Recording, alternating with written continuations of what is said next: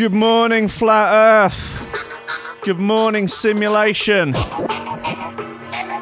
Hold tight, my multiverse crew. We out here getting it done. Woo.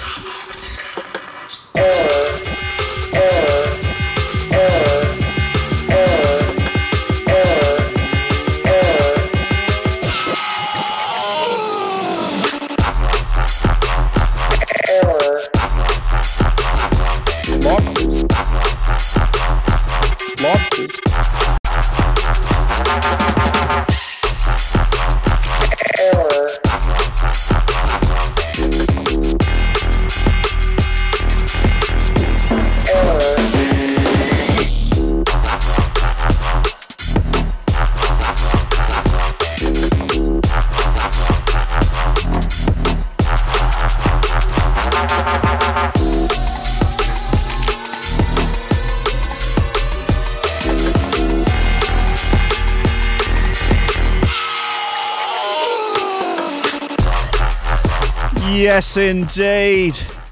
The man of the hour, Mr. Levela, out here with his latest release, Error, on Technique. Ooh-wee! Ladies and gentlemen, sisters, brothers and others, all crustaceans under the one crustacean nation, all across the flat earth, all out into space to the far-reaching ends of the universe. Ladies and gentlemen, it's 3 minutes past 10. Welcome to Coffee and Memes. Steady job and a couple extra potatoes. That's all I want.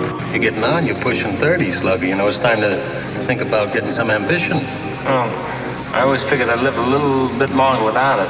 Don't forget, kid, that what you're trying to do here is to be bright and chipper and entertaining and intelligent and sort of glitzy, and that's funny, and it's kind of cool, and it's interesting, and it's edgy, and all of that. It puts that facade of momentary charisma on you, and if you don't play that out, you actually fail.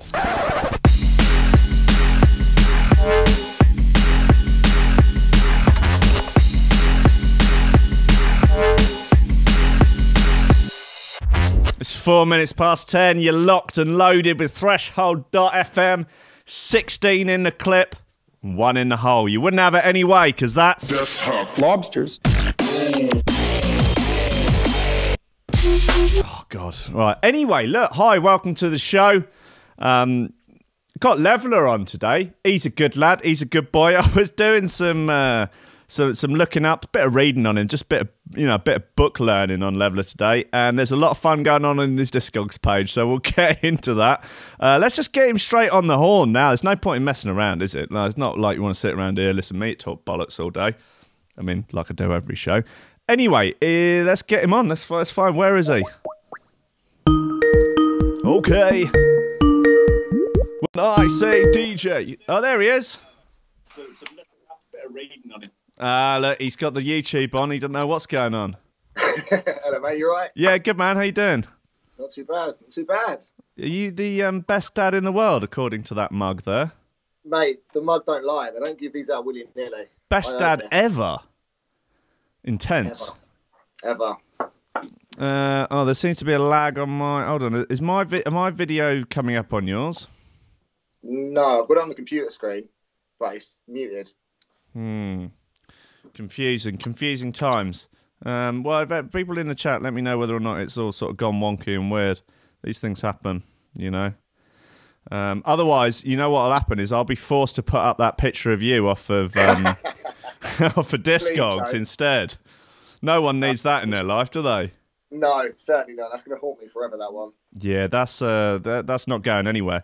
It's worth getting into some of the bits on there. Also, the social media links on there are to Bebo and Bebo? yeah. Oh, I really don't want to see that Bebo page. God knows what's on there. Well, they died a long time ago, I think. They went under. You got Bebo and you got your MySpace is on there. That's fine. Funny thing is, I found my MySpace. I managed to log into it. It was a couple of years ago now, but I found all the messages that I used to send producers and labels when I was like 15, and they are so cringeworthy. I think I sent Nicky Blackmarket a message telling him that I loved him and he was the godfather of drum and bass, and I wanted to have dinner with him and everything. Oh, you wanted to take him out for a nice dinner? Yeah, man, I was a strange drum and bass kid. Well, I mean, that would be nice, though. It would. I wouldn't say no to a dinner date with old Nicky. Yeah, I mean, he's a lovely man. I've always had a nice time whenever I've seen him at shows. Yeah, he's a good lad, good guy. Yeah. Oh, this is all. It's all a little bit of the lag going on with all of this. Oh, is there? Yeah. What happens if I take you off? Oh, look. Yeah, now it's all okay. Okay. Well, this is a deep concern. I don't know what to do. I'm going to have to put up. I'll put up a picture of you. And my apologies to everyone watching that's just having to deal with this nonsense. Look, here's a nice picture. Look, here's a modern day picture of you. I can't see anything. It's delayed. Oh, okay. Well, anyway, there you are. Listen, mate, how are you? You all good? Yeah, very well, thank you. Very well. You guys? Yourself? Yeah, I'm fine. You got a studio at the bottom of the garden. That's every young boy's dream. I know, I love it. It took a lot of work, and yeah, it's a couple of years now about it, but I absolutely love it. Yeah, nice. What have you been up to tunes-wise recently? I was looking at this Error track that came out middle of the year. Yeah, a few months back. August, on I think. Technique. Yeah, I was quite happy with. Yeah, nice. So yeah, I was looking forward to that coming out for a while. I've been a big fan of Technique since I was 15, buying all their vinyl. So it was nice to have a release on there. Yeah, you've been slagging it about a little bit, haven't you? Got something coming on program, or is that already out? That's out. Yeah, up until like a year ago, everything I released was on my own label. And then about a year ago, I decided I was just going to branch out, work on some other labels. And yeah, I had a release on program. I had two tracks on Prototypes' Get Hype label, and then the Technique thing. And yeah, got some really exciting projects lined up for next year too. Wicked. Do you want to fill us in on any of this secretive goings on? I've got an EP coming with Critical, which I'm really excited about. Yeah, very excited about that. Very nice. Yeah, that's scheduled for March, I believe. Nice. They're doing some great stuff. I mean, they've always been doing great stuff, but they're I really like their recent output. So is it like more towards that sort of sound? Kind of, yeah. Like I've obviously grown up with Jump Up, and it still has a very strong place in my heart. So it influences everything I do. But I'm now working on more of a minimal, deeper-ish kind of sound, but still with a bit of a Jump Up edge to it. And that's primarily what the Critical EP is all about. Would you call it alt Jump Up? Yeah, we can go with that one. Yeah, that's a term that I've been trying to coin, but as of yet has received absolutely no traction from the drum and bass community. Literally zero. I'm going to get it printed on T-shirts and everything. I'm back. Levela, the new king of alt Jump Up. It's like avant-garde Jump Up. Well, there was a bit by Hedex called, I want to say London. Was there? Did he do? I know the tune. Yeah, that's kind of weird. It's Jump really Up, but it's weird. But I really like it. Yeah, I've been playing it out in my sets, and it does work, that tune. It's very, very glitchy and all over the place, but I love it. Yeah, it stands out from the rest of the stuff I'm playing anhy. Exactly. Well, the rest of the stuff you're playing just all sound the same. It's just bricks don't roll on the beat. Yeah, well, that's what the kids want these days, isn't it? Exactly. You've got a supply and demand wheel. That's what it's all about. You're being booked as an entertainer. You've got to entertain. Exactly. Deliver every time. Oh, dear.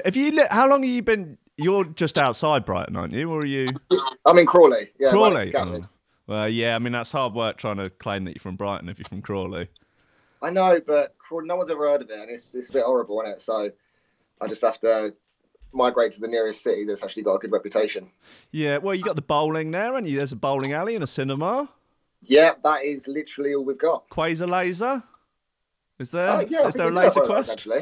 Yeah, well, there you go, sorted. A Dead Andy for Gatwick.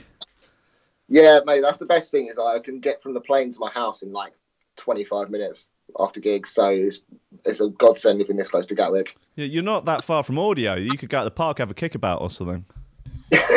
Yeah, we should. Be nice. So you must have started going out and about in Brighton as a ute. Yes, that was my first raving home. My first rave, I went to Devotion at Concord when I was... shit. Yeah, like 15, 16. Snuck in with a Powers ID and had the best time of my life. How old are you now? I just turned 30 a couple of weeks ago. Okay, because, yeah, I remember that. So that would have been the sort of glory days of Devotion, really. Yeah, they were selling out month in, month out. Yeah. And then it was like a year after that through the medium of MySpace, I met DJ Fantasy, who wanted to work with me. And then I was working with his label and he got me as a resident for Devotion for like 18 months. So I ended up a year after my first gig there, I was warming up every event. Yeah, I remember. I was there. I was on pingers. It was good. I didn't even know what a pinger was at 17. I don't believe you. Going to Devotion. Matt, who ran... you obviously know Matt well, Matt Southern. I don't want to dox him, but, you know. Like towards the end of Devotion, it did feel a little bit like he was picking lineups out of a hat. Yeah, I mean, It was hilarious. Be like, oh, who are we going to have at this one? We'll have High Contrast, Tech Itch, Randall, and like all good names. But like, there's no consistency on these lineups.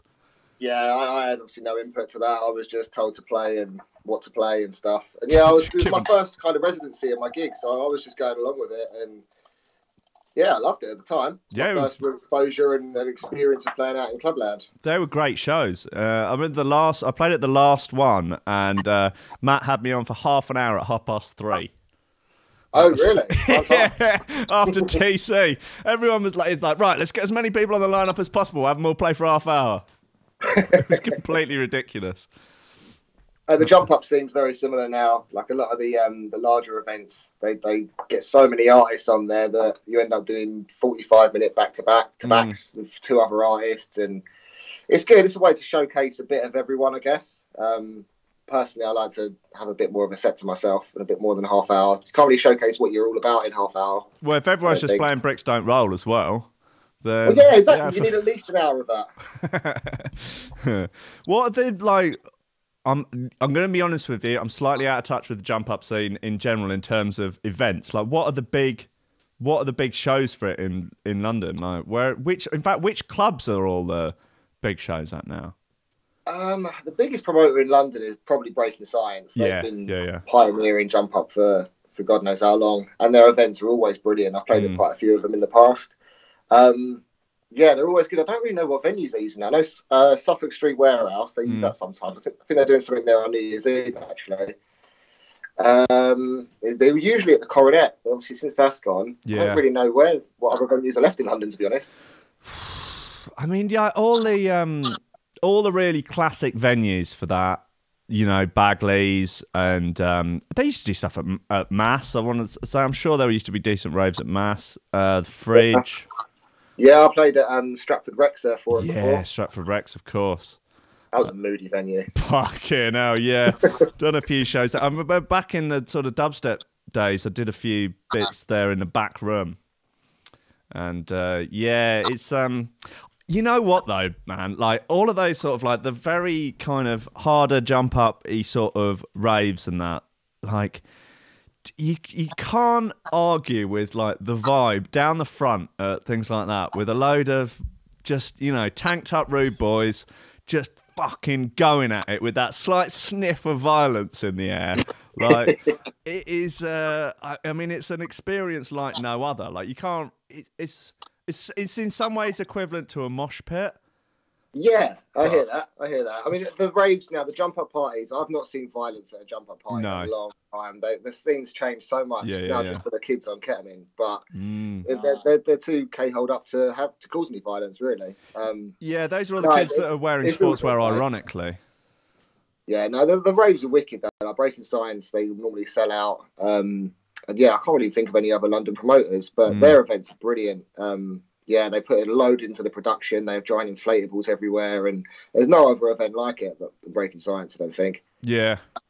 I need to get down to one. The Halloween lineup looked ridiculous.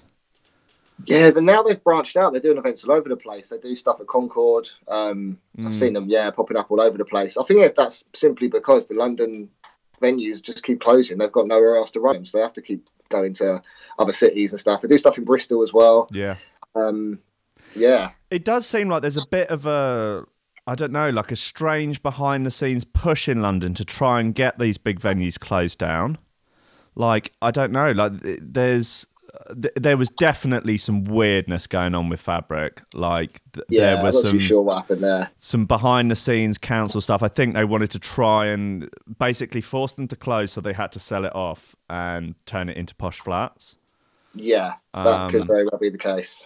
Yeah, and there does seem to be quite a lot of that. I blame the Russian oligarchs. Bringing all that oil money over here, you know, buying up Jump Up, you know, sitting on it, waiting till it matures. It's ridiculous. So what, like, back in the, way back when was your first release? I want to say 2006, 2005? God, I don't even know. It was, around 11 years ago or so. Yeah, around that. Let's have what we're saying here. I think it was a digital release called Octopus Crime. It was my first ever release.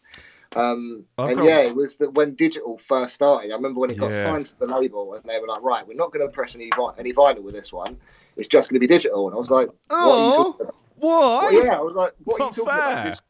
How can you have digital only releases? That doesn't make any logical sense." Yeah. And it turns out 11 years later, it's now obviously the only way. Yeah, what have I got here? It's DJ Sly featuring Capo. Okay. Levela featuring Envy. Fire Fidem. Oh, Fire Fidem. Yeah, that was. That's like acetate. That was only on Dove. That was Dove. an early release, yeah. That was on my first EP with Easy Records, Fantasy's label. Right. Okay. Yeah. And then what else have we got? Oh, you and Fun on Easy Records as well. Oh, that's 2009. Right. Yeah, that was the dub style. That was a vinyl release. I was happy to have that on vinyl. Yeah, nice. I'm trying to remember. I think the first time we. I'm gonna say the last time actually I saw you was we were playing a festival in Holland. Yeah, in some weird tent. I got added to that last minute. Yeah. Weren't you filling in for someone? I think so. Yeah, I remember I only got added to it last minute because it caused a problem because I was at another. It was in Belgium because I remember. Yeah, I was in Belgium. I was doing, I think it was Elements Festival over there. And then, like, a week before, my agent was like, "Oh, we've got you a second show. You can go straight from that festival to this other one." And then it caused a big hoo-ha with the promoter that I played for because he didn't want me to do another show. And, yeah, I remember that one caused a bit of grief. Great. That's what you want, isn't it? But, yeah, I remember seeing you there. That was when Martin Garrix had just blown up, and he was about 12, and he was playing on the main stage. Yeah, I do remember that one. And it was just a really weird mix of people. I mean, that was the sort of, I guess, the kind of beginning of the explosion of EDM. And just a weird bunch. And I remember going backstage at that stage and just being so desperately confused by the whole thing. I've never really heard any of it. No, I feel the same at every event. I just get confused about a lot these days. I think it's turning 30. I just don't know what's going on anymore. I really don't. Just trying to what did aimlessly strolling my way through life at the moment. Yeah, well, just sleepwalking into the apocalypse, mate. That's how it works. Absolutely. What did you start making records with? What was your original rig? Was FL or Fruity Loops back then. Oh yeah. God knows what. I think it might have been Fruity Loops 4 or something. I mean, I'm still on it now. I still use FL. I've just got 20 now. So it's up to 20? Yeah, it's on 20 now. God, they ain't slowing down, are they?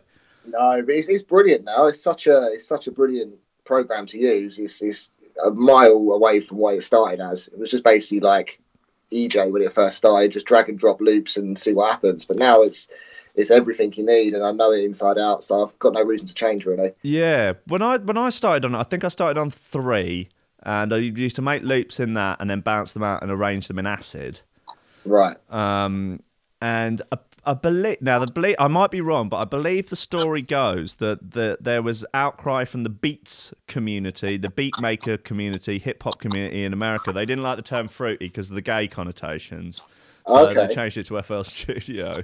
I never knew that story. So well, I don't know if it's true, but it's true that it was a rumour. Fair enough. We'll take that. I moved off it when I moved to using a Mac. And Okay. Yeah, you can get FL on Macs now. They've just recently done that. yeah, haven't they made like a sort of you don't have to have boot camp, or you don't, or is it just a straight up Mac program now? Or I have no idea. I'm still on PC. I just know that they have made a Mac version of it recently. they do some great stuff though, and they've got some sort of special huge screen or something that's designed to, like a touch screen or something that's designed to work with it. Have they? I think so. I'm sure I saw it at like Music Messer or something. It was some absolutely gigantic thing, and it was a little bit like you're in bloody Blade Runner or something, moving stuff around and, you know, giving it all the business. And there is some other little bit of hardware for it now, isn't there? Yeah, they brought something out recently. It's like a sampler box that it runs with FL. I haven't really looked too much into it, but I did see that they brought some sort of hardware out recently for it. That's fun though. It's nice to have that sort of hands-on thing sometimes, like get away from just staring at the screen. Yeah, I've not got any hardware in my studio at all. I know a lot of other people do, and they swear by it, but I don't know. I've just not got round to getting any. I've got a little MIDI keyboard, and that's about it. I heard you can only make those jump-up bass lines with like about 10 grand's worth of modular synths. Is that not true? No, contrary to popular belief, Will, it's very simple to make. No, I take that back. It's not simple. You're going to get rinsed for that. So no, I'm joking. Get the right sample packs, mate. You're fine. Okay, started on Fruity Loops 4. Something like that, yeah. A really old version. Parents' computer? Yeah, absolutely. In the corner of the dining room. Oh, yes. Well, on like PC speakers? Yeah, PC speakers, a massive monitor with a huge arse on the back of it, and taking my headphones off every 10 minutes, going, Mum, look what I made! Listen to this! Yes. It's like, yeah, great, Callum. That's the 19th time you've shown me in the last hour. Well done, you're a good boy. I'm glad you're not out taking drugs on the streets. Yeah, pretty much. But look, it led into a wonderful job that I do now. So I love those painstaking hours, tweaking nothing for it to eventually turn into something, I guess. Yeah, I mean, back in those days, like, I presume, did you have the internet at the time? Yeah, dial-up one, where you got to get distracted by your mum trying to make a phone call, and you got to listen to that awful, whatever it was, the dial-up tone. Yeah. So my internet use was limited. Yeah, kids now won't understand the pain of trying to download like a WAV of a moody tune on SoulSeek, and then having your mum pick up the phone and it cut off. Yeah, absolutely. It was heartbreaking. Yeah, and then to find out that tune is just it's just riddled with viruses as well. Yeah, well, there was a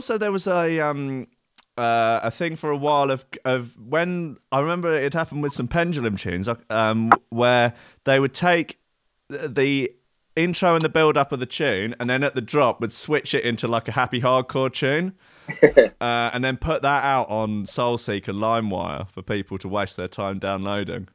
Brilliant. That's hilarious. I think I feel like JFB and Ed Solo might have done that to some tunes in Decline's collection, and then watched him play them out. Quality. That's hilarious. So how long do you think you were making stuff before you managed to make something good enough to release? I started messing about with EJ when I was like 12, I think. Oh, yeah. My older brother used to DJ when I was growing up, so I always liked music and had an interest in what he was doing. And then he basically grew out of it, started doing other things, passed his decks to me when I was like 15 or 14 or something. Started trying to make music seriously then. And then, it was the MySpace days where I used to put up little clips, send these desperate messages to every label and producer and DJ in the scene saying, hey, please check out my stuff. And then eventually, it was Fantasy was the first one that got back to me. Nice. And I must have been producing, I don't know, 4 years or so, like from the early messing about on EJ stage to actually getting some interest. And then I worked with him for like 4 years, I think. And I had an EP, 2 vinyl singles. It's got me on Devotion. I played quite a few Innovation events back when he was working for them. Yeah, so he kind of helps me get into the scene, I guess, in that respect. Nice. He's it's always good to have that sort of, I guess, kind of mentor character back at the beginning to, I don't know, steer you along that early path. Yeah, exactly that. And when I mentioned earlier about doing going to Devotion for my first ever rave, I remember having a vivid memory of being front row with my brother, and we was watching Fantasy and UK Apache do a live PA of their track. It's called "Give Me the Girl." Oh yeah, yeah, that one. And I remember like standing front row, not having any clue what was going on, being in my first rave. My brother was like, "This is what drum and bass is all about," and it's just from that moment I always saw Fantasy as someone I wanted to work with or kind of be like, I guess. And then so when I worked with him and he ended up getting me on Devotion events, it was kind of come full circle. Yeah, wasn't he an extra in Football Factory? He did dabble in acting. I can't remember what he was in, but yeah, he was in a couple of films. I'm sure he was. I'm sure he had a Devotion hoodie on, or maybe it's in the extras on the DVD or something like. Possibly, I know he dabbled in that. Yeah. How about that? So, so getting in with it. So when did you start? Was that last bit your first thing on Technique, or have you done a few bits with them? I had a single on their summer album. They done like a summer LP. Yep, that's it. I had one track on that called Tribal Funk. And then Bassline Smith said that because that single, he was really happy with the way that one track done on the album. He wanted to get a full single off me, and that's what I wrote. Error and Lurkers was the B-side for that. That's what I made that for him. Nice. Yeah, I've just done a remix for him actually. Which tune? Body Pump with Young Man. Yeah. Pump, so everybody pump, so everybody pump. That one. I just done a little 2018 relick on it because that's a good 5-6 years old or something. Yeah. That's coming next year. They're doing I think it's 20 years of Technique, like a remix album next year. Jeez. Yeah, that makes it. It would have been about that long. Bloody hell. Yeah, that's been a long time, that label. God. So did you go back? Did you buy a lot of vinyl back in the early days? Yeah, I had a massive collection, and the biggest regret of my life was selling it. Oh no! I know. I had 2 1210 Mark Vs. I had a 4-channel mixer. I had hundreds and hundreds and hundreds of vinyl. And then when I got to see my first set of CD decks, they were just sitting there collecting dust for I think it was about a year. I just never ended up turning them on. And I'm like, I'm just sitting on money here. I was a 18-year-old hard-up lad, and I just ended up selling them, I think, for about 500 quid, just for a quick buck. And now it's the biggest regret of my life. I would do anything to sit and have a play around with all my old collection. And yeah, there's tunes I remember. I remember visually what the record looked like and the sleeve, but I don't even know what they are or even how to find them now. So, yeah, so much music that was golden to my growing up that's lost forever now. Oh, that's a real tragedy. You're gonna have to do a Discogs deep dive. Set yourself up a Discogs account and then go on it and start think of some tunes that you like. Oh, I definitely remember having that. Add them to your collection, and then it'll start suggesting stuff that's like, oh, well, if you've got that, then you might like this. And I reckon if you go long enough, you might end up finding everything. Is that how it works, is it? I've never used Discogs. Yeah, you can do that. Since I sold them, I've had no reason to buy any more vinyl, so I've never been on there.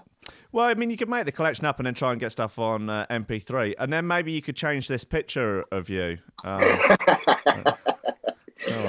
can't resist getting... Oh, look, there he is. Callum Slight. Oh. Is that really coming up? There's a lag on my YouTube. Look, he is a fine young gentleman. He's ready to go out for dinner with Nicky Blackmarket.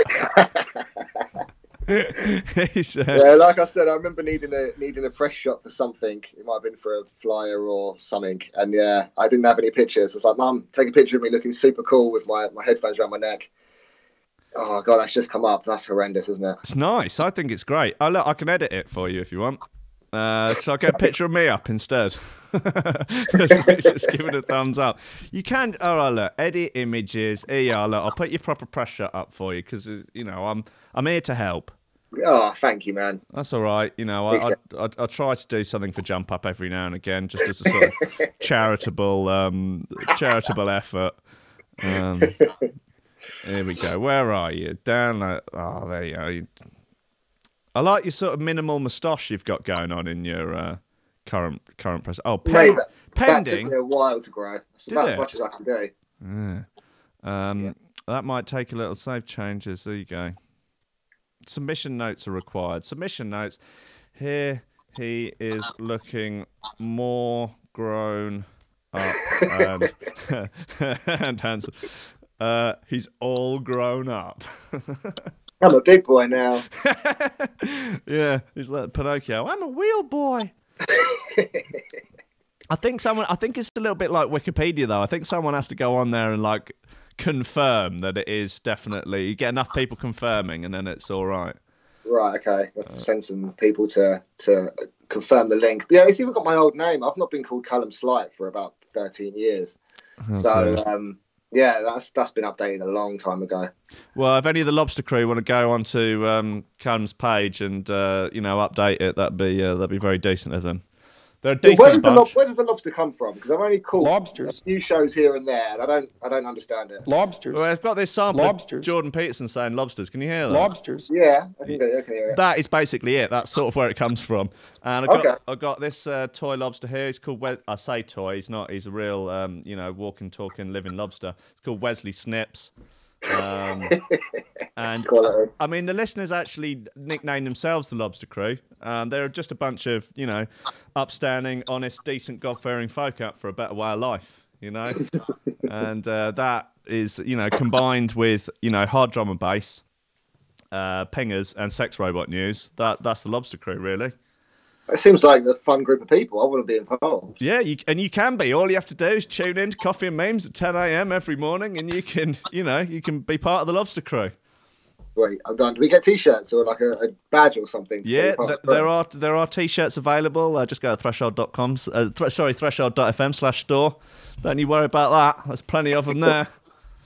I mean, I want one of your mugs as well. I can see you double drop the 9 mugs. Yeah, I'll send you one if you want. Just send me your address afterwards. I'll pop you one in the post for Christmas. Awesome, much appreciated. What's your best double drop with the 9? The 9, obviously. What, double dropping it with the 9?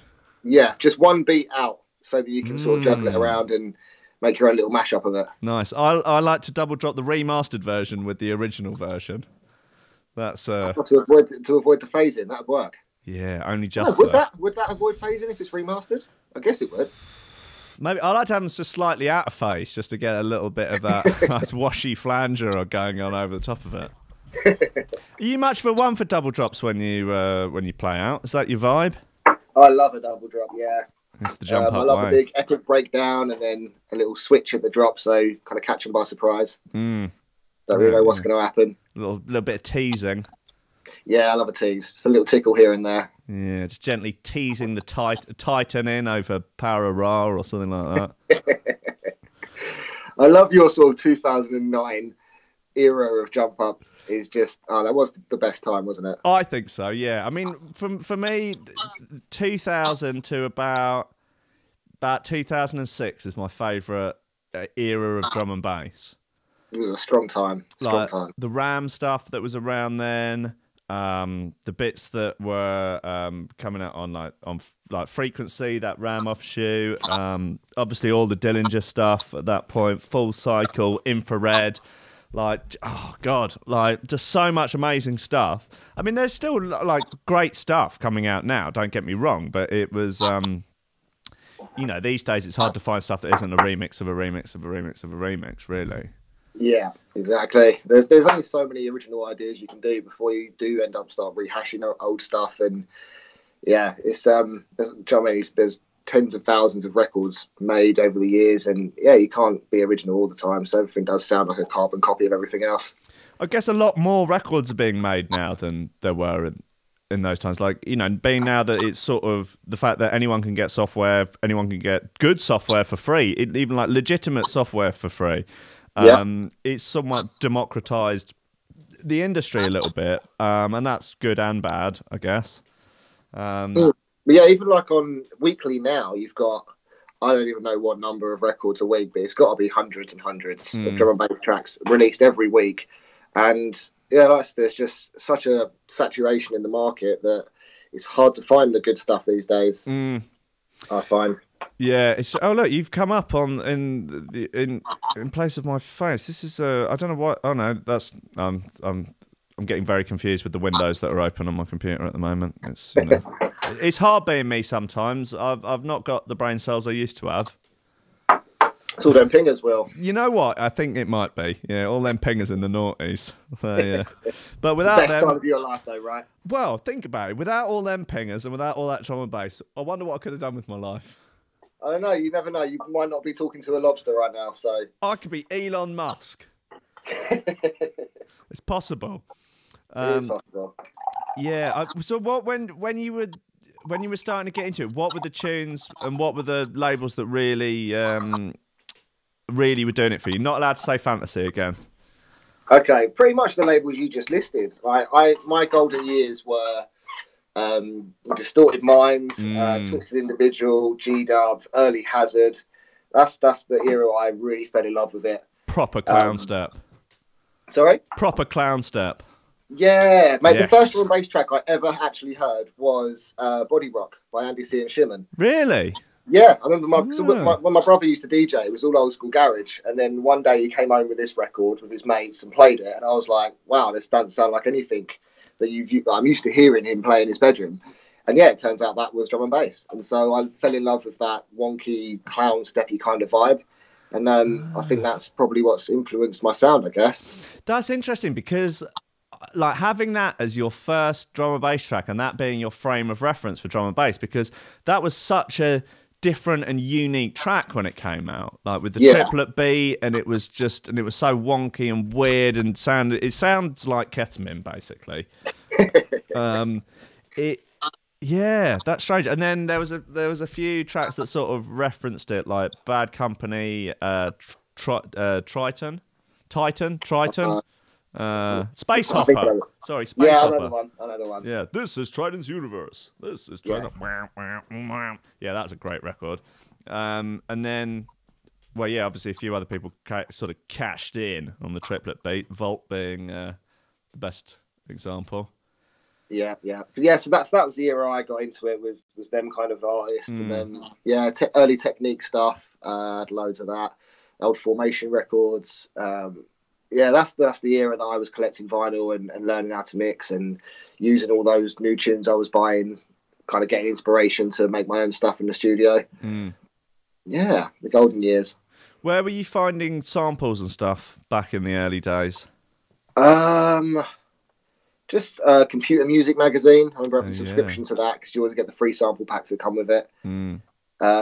Just kind of anywhere I could find. I used to sit there for days on end just on the computer Googling and finding all these random sample packs, just building up a library. Some of them I still go to now. I've got packs on my hard drive that are like 15 years old. Really? That you still find little golden sounds you can fuck with, and yeah, it's cool.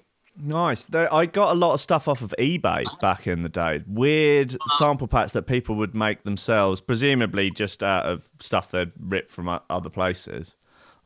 Under really strange names and weird genres and stuff. I mean, because obviously you couldn't listen to anything before you bought it. Like they hadn't quite worked out the system of how to preview audio on eBay in 2005. And there are a lot of absolute crap, but some real gold, like some stuff that's just obviously been sampled off of like old sound modules and old like Proteus sound modules and things like that. They're really great. Yeah, there's some hidden gems in them old packs for sure. Yeah. Also, like you can get those old sound modules for next to nothing on eBay now, like £100 or something. Oh, really? Yeah, they've got huge amounts of sounds on them. And it's just a case of sort of going through. And especially, they're really, really good for like old house and techno sort of sounds, and like really nice pads and sort of. I mean, you're not going to get any wonky jump up bass out of it, but yeah. No, that's what I find now if I'm sample hunting now, I will steer as far clear from drum and bass or bass music related stuff as possible, because when a new Loop Masters pack comes out by the current drum and bass producer, you know that every other drum and bass producer is buying that pack. Yep, me included. So yeah, I'll end up drawing for some techno ones or some old jazz kits or something, and then just find sounds that no one else is using. Also, what I like doing now is going to the pound shop the old Poundland, and they've always got a load of old CDs that no one's ever heard of. I just buy a load of random stuff and then just sit through them, chopping up little samples and sounds. Do that for a day, and then you've got your own untapped resource of sounds that no one else is working with. You are definitely the only person doing that, I reckon. Well, you've got hundreds of CDs in Pound Shop, and you don't know what's on any of them. It's people you never heard of. But yeah, I like doing that. You get some unique sounds from that. I thought that you were going to say that's where you get your jump up samples. Yeah.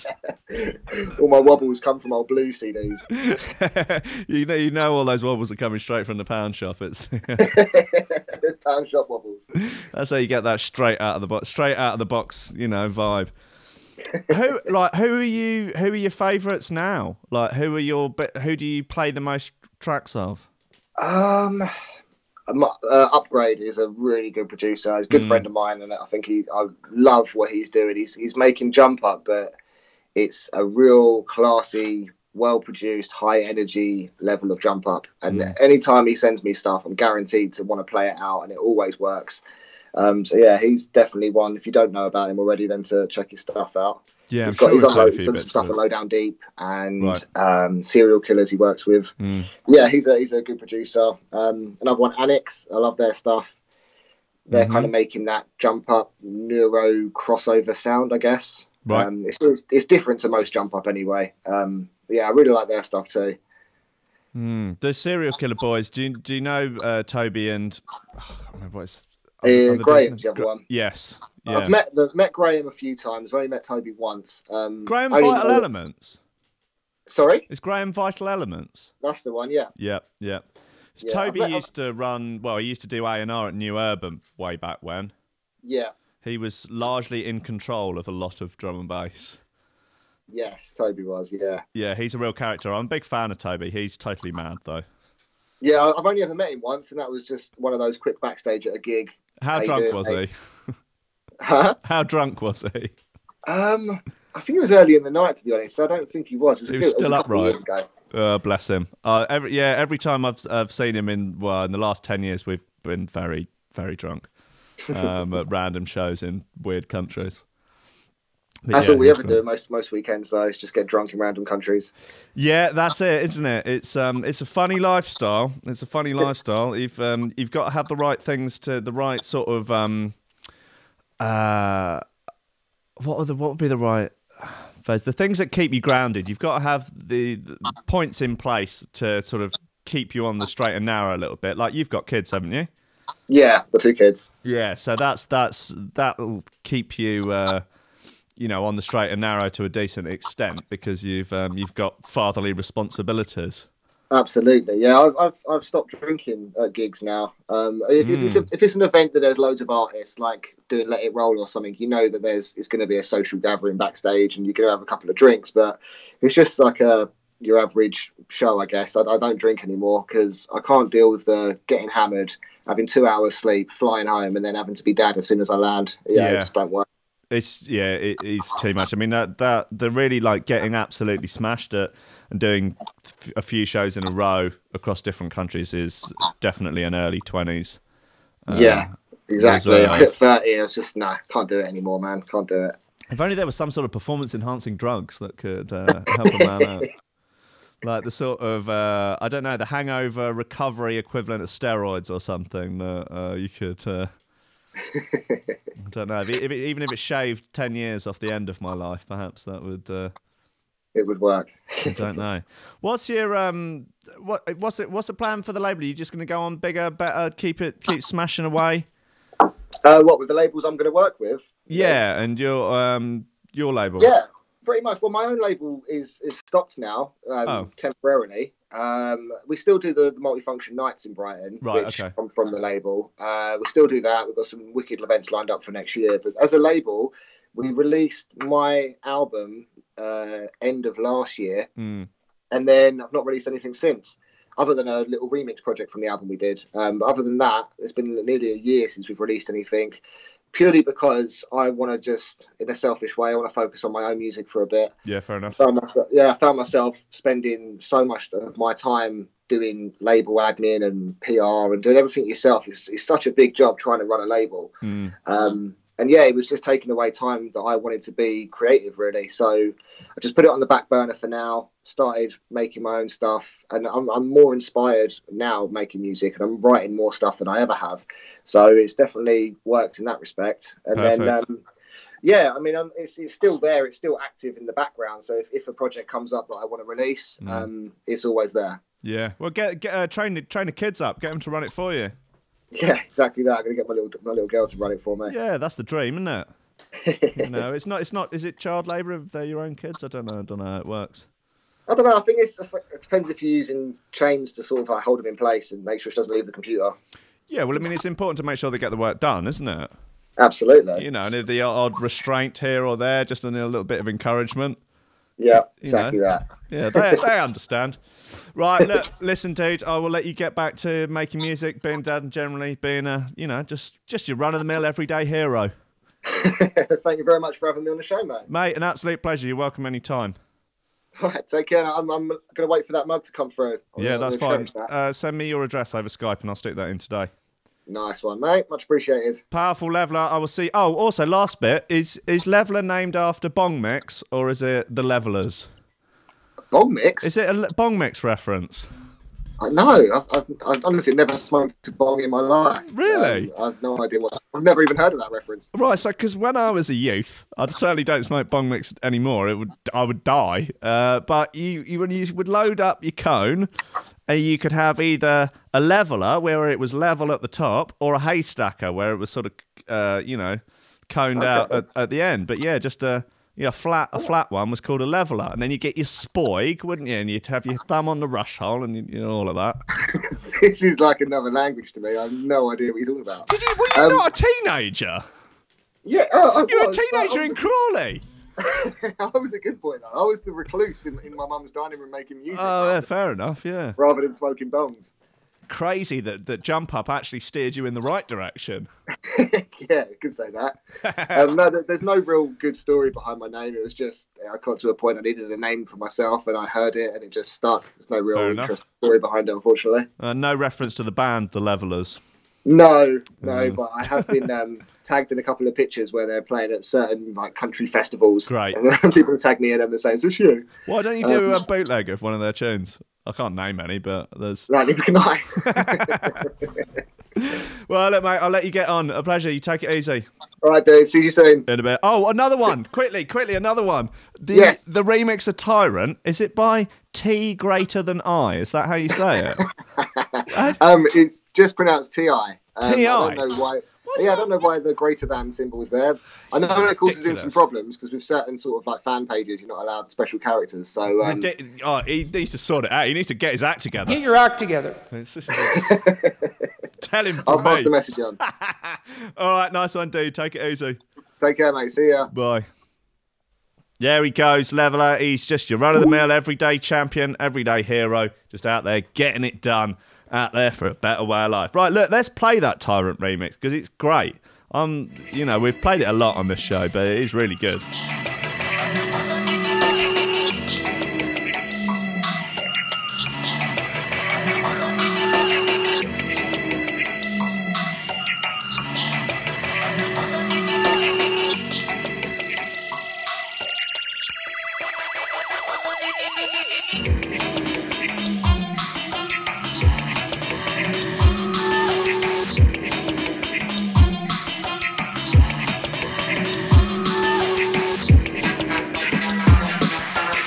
I think I've worked out why the video's going weird. I've been trying to broadcast in 1080 because it's possible, but it's just too much for it apparently.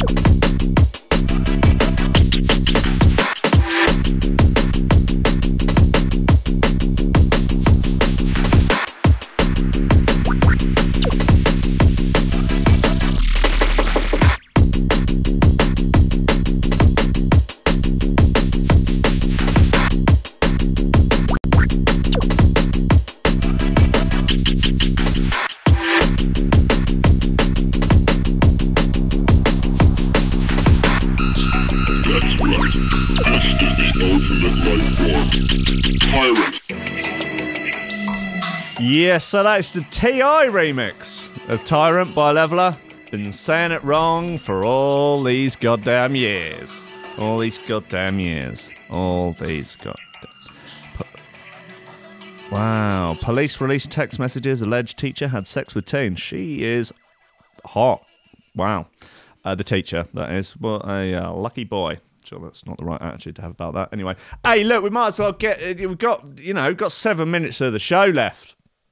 Guys, thanks again to Levela. He's a good boy. I'm a fan. I think I wish him all the best with his Bebo page and his MySpace. I wonder whether or not that picture of him is going to update or not. So some nice, helpful member of the Lobster Crew, head on over to Discogs and help him out. God bless him. Right, look, there is a couple of funny stories I've got here. Man blows 1 million from dodgy cash machine in 4 months, then hands himself in. Oh, God. A barman began living the high life after a dodgy cash machine allowed him to take money out of his account without being charged for it. Right, that's an absolute result. Dan Saunders had just had his card declined at the bar when he tried to buy a round of drinks for his mates. A trip to the nearest hole in the wall revealed that he had just £3 to his name. But desperate for a pint, the 29-year-old decided to withdraw £100 anyway and worry about the consequences later. And though the screen said the transaction was cancelled, money came out and the bank was none the wiser. Wow. That is the stuff of a young boy's dreams, really, isn't it? In fact, there was that, I don't know if anyone ever watched Erie, Indiana, that kid show that was on in, probably, I guess, the late 90s. Really good show. Actually, genuinely terrifying, some episodes. But there was an episode whereby the cash machine had a sort of artificial intelligence thing in it, and the kid makes friends with it, and it just starts giving him cash. And he goes and spends it on ice cream. You know, kid stuff, innit? Spend it on meth and hookers. The Australian worked out that if he went to the same ATM between midnight and 1 a.m, he could take out as much money as he wanted and not get charged. Right, that's quite specific. Over the next 4 months, he splashed 1 million on private jets, Hugo Boss suits, as well as high-class escorts. He even paid off his friend's student debt. Man, how long would it take to take £1 million out of a cash point? He said, being able to withdraw hundreds with the stroke of a key was very addictive. I felt like a caveman discovering fire. Eating out at the best restaurants and throwing wild parties, they began to take his toll. Dan was racking up an incredible amount of debt and had to keep his double life a secret from his family. His biggest expense was when he spent 50 grand on chartering a 20-seat private jet filled with all his mates to Bali. Oh, my God. He said, I couldn't tell you exactly where it was, but I didn't need a passport to get there. Wow. We were in the air for about 3 hours and had filled the plane up with people. It was a mix of old friends and new faces. We hired the whole resort, the overwater villas, and ate and drank there. Wow. I opened the book on anything. People just gave me their dreams and I fulfilled them. This is wild. This is like something out of a film. It wasn't just close friends who benefited from Dan's newfound wealth. He once hired a minibus and picked up strangers from hostels in Melbourne and drove them to an estate in Yarra Valley where he held crazy pool parties. But as time went by, things quickly went downhill for Dan, who eventually tried gambling to win the money back. Overcome with guilt, he suffered with vivid nightmares. Oh dear. He said, I remember waking up in a pool full of sweat, realising that it was just a dream, and then the hotel doorbell rang and I was like, that's it, I'm gone, they're coming for me. Which actually would have been a relief, but it turned out to be a maid asking if I wanted fresh towels. So I bought her and shagged her. It was great. Oh, no, I made that bit up. After blowing all the cash, Dan eventually got in touch with the bank and told them what had happened. 3 years later, he was arrested on 111 counts related to fraud and theft. Dan said, the court case was weird because no one actually understood what I did. Not the judge, not the prosecutor. It was very odd. There were many blank looks. The bank provided minimal evidence, so it was really just a case of, bad Dan, that's it, case closed. They even played the current affair interview in the courtroom as evidence. It was surreal. I just sat back and pleaded guilty and sort of let it all unfold. It was the oddest set of circumstances I've ever witnessed. After serving a year in prison, Dan was released in May 2016 and is back working behind a bar. God, that's a hell of a story. Jesus, Dan, you are a you're kind of what a legend. Yeah, that's mental. I think probably I could have just been worth a year in prison if someone was like, "Hey, look, you're going to get £1 million. You get to live the life of Riley. You can pay off your mate's student debts. You're chartering private jets. You're getting it all done, but you got to do a year in prison. What sort of prison? Well, I mean, it's like white collar crime. You'd just be playing tennis with Rolf Harris. I don't know. Rolf Harris is probably in a really rough place, as well he should be. You're going to be playing, playing racquetball with some people who've been done for insider trading. Yeah, right. I'll do it. I'll take the bit of bird and get a good story out of it. Probably be able to sell the film rights. Quid's in. Wow, I want to get him on the show. He should start a podcast. I'm not donating to his Patreon, no. No way, Dan Saunders. Oh, well, Christ, blimey. Okay, look, oh, no, not that one. To play us out, he's Lost It by Inside Info. This is out now on Paul Inside Info's label. And it's wonky, and I like it, and it's good.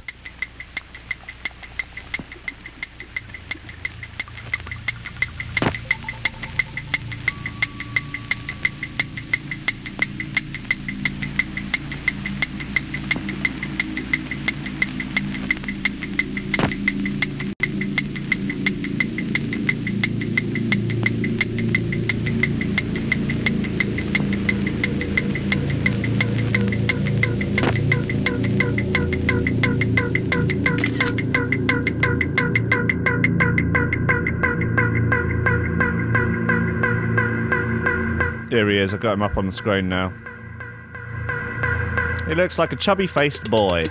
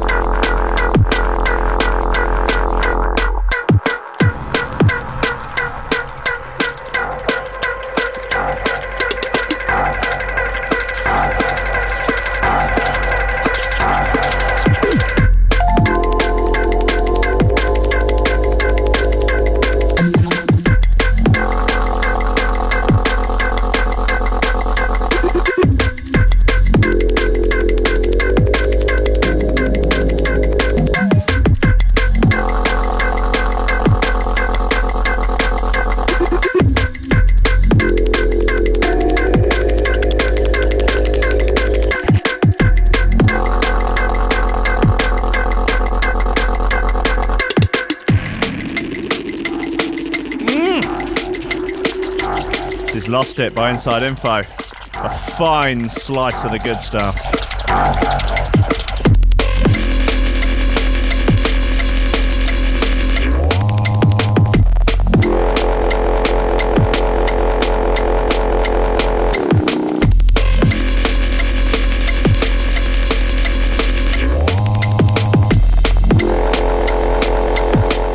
So a little bit of housekeeping. The Gold Top show that was on last night by Crock and Bide was deemed so good that we're going to play it again on Wednesday. So tomorrow night at 8, it'll be back straight away, just like that. Whew! Back once again with the ill behaviour and the fucking shoe throwers.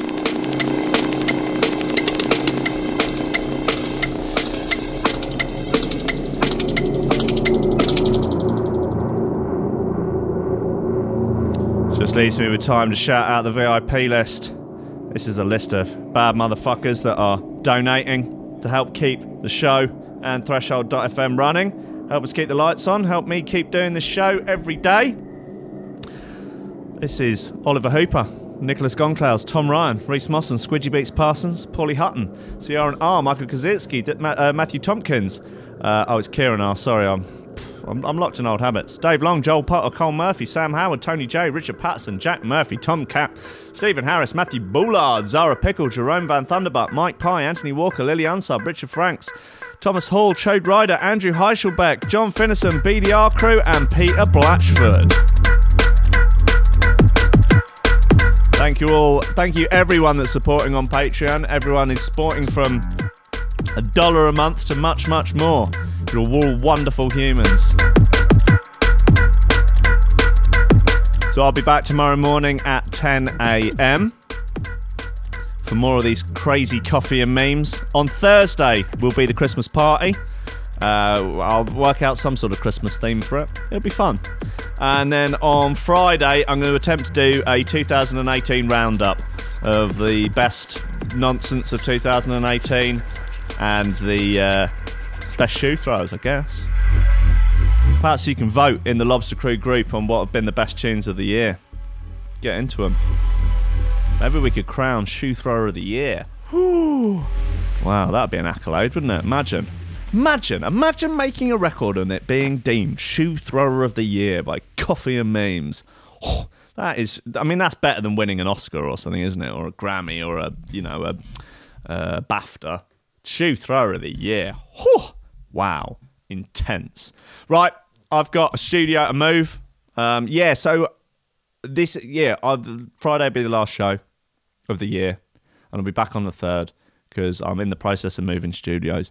But fun news, the new studio has got central heating. So it is much warmer. But it is actually quite hot. So maybe I'll be doing it topless. That'd be good, wouldn't it? That would be a real treat. Look, I love you. Go out, be good, make great art, exercise, eat good food, and generally be decent to each other. Take on some responsibility. Tidy your room. And just... bloody have at it. Right, I love you. Goodbye.